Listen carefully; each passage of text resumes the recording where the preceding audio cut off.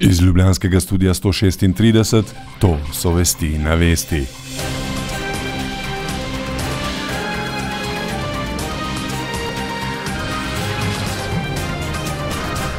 Nova Slovenija je pripravila sejo izvršilnega odbora, ki je bila namenjena pripravam na programsko konferenco stranke ter analizi dosežkov koalicije in stanja v državi. Seja se je začela s predstavitvijo darila za predsednika stranke Andreja Bajuka, ki mu ga je poslal predsedniški kandidat Lojze Peterle. Bajuk je bil darila vesel, šlo je za uokvirjenih nekaj stavkov modrosti Lojzeta Peterleta, za razumevanje le-teh pa je na pomoč priskočil minister Drobnič. Spoštovani gospod predsednik, dragi Andrej, iskrena hvala želim tebi in NSI za izdatno podporo pri zbiranju podpisov za predsedniško kandidaturo.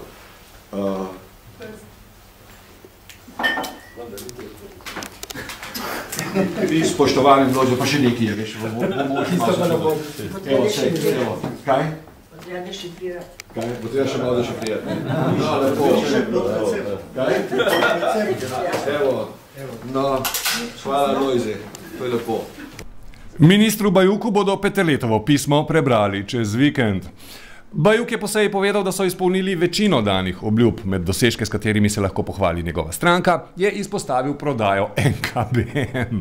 Čestitam. Zagovarjal je tudi vladni predlog o prodaji zavarovalnice Triglav, ki mu nasprotujejo Desus, SLS, opozicija in državni svet. In jaz. Bajuk je posebej komentiral stališče predsednika SLS, Bojana Šarota. Mislim, da bo potrebno še nadaljnji dialog in pa usklajevanje znotraj koalicijskih vrst. Dejansko je ta sklep bil sprejet na vladi tudi s podporo ministrov, ki izhajajo iz vrst Slovenske ljudske stranke, tako da jaz ne vidim tukaj večjih težav. Je pa zelo zapleteno vprašanje, ki pa morda še zahteva še nekaj dodatno usklajevanja. Finančni minister je spregovoril tudi o ukrepih za ublažitev povečanja cen hrane pri najbolj ogroženih slojih. Po Bajukovem je to dobra in pravična odločitev, zavrnil pa je oceno, da naj bi tistim z najnižjimi dohodki vlada podarila okoli 20 evrov. Ne, imate napačne podatke. To je odvisno, če ima otrok, če nima otrok. S tem je treba še seveda tudi upoštevati, da z davčno olajšavo ne morate tega rešiti, na noben način ne. Ampak z neko kombinacijo davčne olajšave in pa dodatka za otroke, in to smo tudi zdaj, je pa ministrstvo za delo to pripravilo, ta oba predloga skupaj pa pomenita, bi rekel, dobro olajšavo temu, kar se jim dogaja danes. Kva misliš s tem? Premalo se zajebavaš. Pa nisem jaz Godler, človek božji. No, evo. Vodja poslanske skupine Zares Matej Lahovnik je ta vladni ukrep pozdravil, čeprav pravi, da se je tega vprašanja lotila precej nespretno. Kar je pa posebej sporno, pa je, zakaj zapleta in zmanjšuje preglednost davčnega sistema, ko bi pa lahko enostavno znižala mejno davčno stopnjo v najnižjem dohodninskem razredu in bi na ta način koristila tudi, izboljšala položaj tistih z najnižjimi dohodki. Zdaj sem pa vas popisan tle. Kot smo poročali, so tuji novinarji od Urada vlade za komuniciranje dobili posebno mapo z gradivom o medijih v Sloveniji. Predsednik Društva novinarjev Slovenije Grega Repovš je uradu očital, da so si privoščili manipulacijo s citati. Takole je predstavil svoj primer. Uporabljen je stavek: zdi se mi zanimivo, da se postavlja začetek teh dogodkov v leto 2007, začeli so se zdavnaj prej in danes, ko to poslušamo, gre za posledico nekom popolnoma konfuzne situacije, ki je nastala znotraj hiše Delo. Naslednji stavek, ki sem ga izrekel in ki ga vlada ni prevedla tujim novinarjev, ampak je iztrgala iz konteksta, kot sem dejal, pa je bil: drži, kar pravi gospod Frankl, gre za lastnika Dela, ki je za neko obdobje posodil vladi Delo v zameno za nek spodoben paket delnic. Pojasnil pa je tudi, kako je izvedel za vladno informacijsko mapo. Jaz sem včeraj zato sem izvedel tako, da me je eden izmed teh tujih novinarjev sprašal, zakaj takšno odstopanje v tej moji izjavi od siceršnjih stališč, ki jih ima društvo. Tako sem jaz sploh izvedel za zadevo.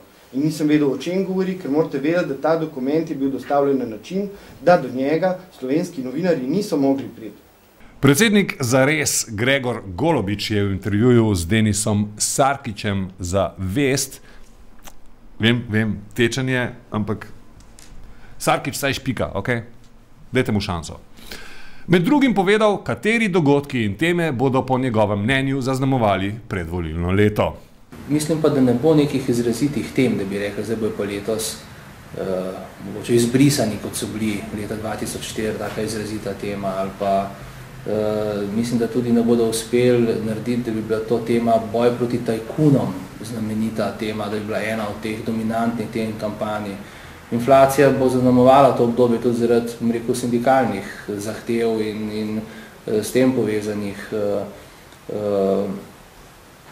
vprašanj. Vendar zdi se mi, da vse skupaj na nek način v situaciji, ko ne bo toliko šlo za konkretne teme, kot za neko osnovno držo, po kateri se bo presojalo izbere na jesenskih volitvah. Konec novembra lani je Kobilarna Lipica vložila tožbo proti Edbinu Tavčarju, predsedniku Mednarodnega združenja za Lipico. Komentar dneva: Edbin Tavčar. V Lipici vsekakor premiki so. V samohvali lipiško vodstvo vselej počrta vsaj dva. Ustanovitev podjetja Lipica Turizem d.o.o. in pridobitev gradbenega dovoljenja za lipiško skupno greznico, torej malo čistilno napravo. Tudi nam so lipiški dosežki v zadnjem letu večkrat vzbudili zanimanje. Dlje ko javnost svarimo pred nerazumljivimi potezami lipiškega vodstva, težje nas je presenetiti. To, da je pri lipiškem d.o.o.-ju okrožno sodišče iz sodnega registra izbrisalo Kobilarno Lipica kot edinega ustanovitelja, nas vsekakor je. Podobno tudi stanje lipiške čistilne naprave. Tam so premiki že zgodovina. Čistilna naprava je mrtva, ne deluje več in vse lipiške odplake z igralniškimi vred mirno ponikajo v ranljivo kraško podtalje. Za matični Kras vsekakor pomenljiva pridobitev. A stvari se le obračajo in Lipica vse bolj spominja na divji zahod. Ne vselej v slabem smislu. Včasih si tam konji preprosto sami vzamejo, kar jim gre. Tako smo bili v predvčerajšnjem tam z italijansko TV ekipo v Lipici deležni božanskega prizora. Ob našem prihodu so se konji mirno pasli na prostranem golf igrišču.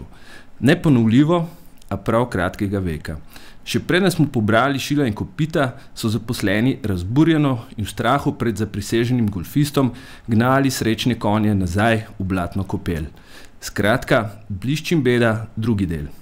Kdo ve, morda tamkajšnjemu menedžerju le kapne na pamet, čemu služijo lipiške ograje. Sploh sedaj, ko je zanje pridobljena sredstva tako vehementno in nenamensko porabil za nekakšno zidovje in za pustil še eno zanikrno gradbišče pod vznožjem osrednje lipiške graščine. Nikaj, še en inovativen poskus oživitve Kobilarne Lipica, ki je že 428 let živa kulturna dediščina. Morda bi kavbojskemu vodstvu v teh novih časih le veljalo ponuditi, kaj soli. Pri prikrivanju slabih poslovnih rezultatov jim tudi tiralica za 100 000 evrov ne more več pomagati. Slovenija, Slovenija, Slovenija, kulturac. V ljubljanskem Ortobaru je v sklopu svoje turneje Country Club Music nastopila skupina Lilo Žame.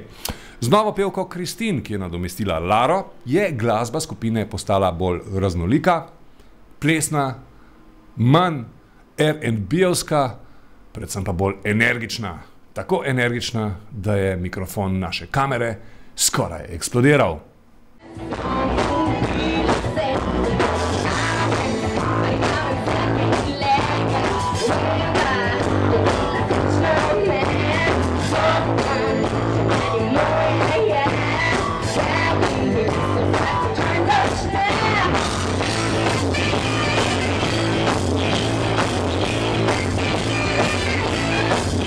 obetamo noro ogromno, veliko, novi singli, novi video spoti. Dogajalo se bo.